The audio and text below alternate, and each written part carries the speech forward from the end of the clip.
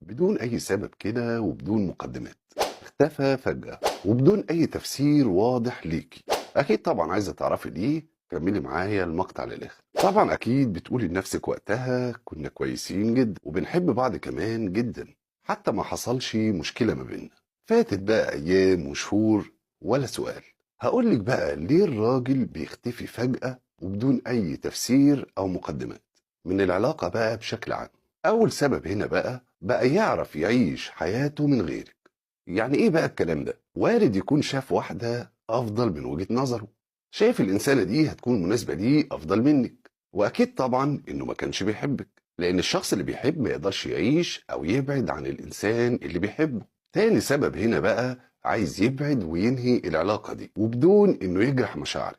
بيعمل كده بقى لأن ممكن يكون مش عارف يعبر لك عن مشاعر اللي جواه، على إنها تظهر لك يعني وتفهميها بشكل كويس، أو خايف من أي التزامات مادية بعدين، فعايز ياخد بريك كده وقت مع نفسه علشان يفكر ويدرس الموضوع كويس جدا. لازم نعرف كمان إن في فرق هنا ما بين الاختفاء المؤقت والاختفاء الدائم، اللي هو هنا معناه إن الراجل بينسحب من العلاقة.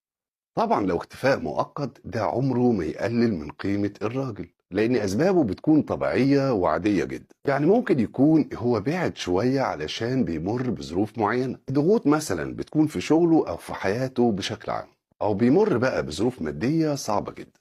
والحاجات دي كفيلة بإنها تخليه يبعد حبتين، لأن أكيد بتغير نفسيته للأسوأ. أشوفكم على خير إن شاء الله.